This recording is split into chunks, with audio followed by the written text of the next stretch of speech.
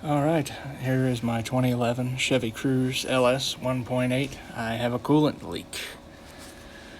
Let's see, right here at the heater core is where it's leaking from.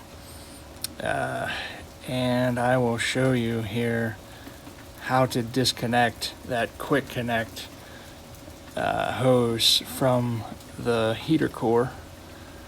I'll give you a quick look at it here. And this is how you disconnect it. This is how it works. There's this little retainer pin and you just pop it off and then it just slides right off of the heater core there.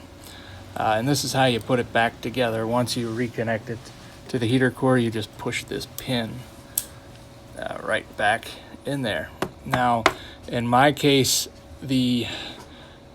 it's leaking from this little quick connector. I removed it from the hose. It's just a clamp to get it off of the hose, but this part number here comes up with nothing. And here's a good look inside this thing, and you can see the O-ring.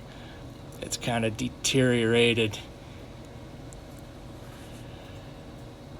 pretty badly. I searched, I went to AutoZone, Advance, O'Reilly. Nobody sells this little quick connect thing. But luckily was able to get the gasket out.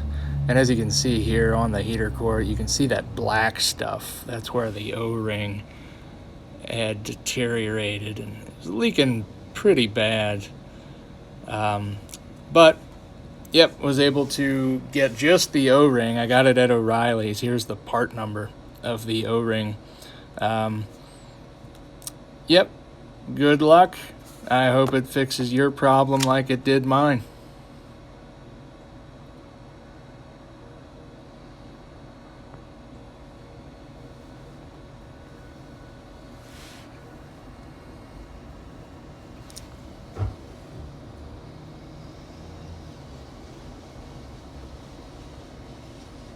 That's the old O-ring right there. And they were 99 cents. I bought 2 of them.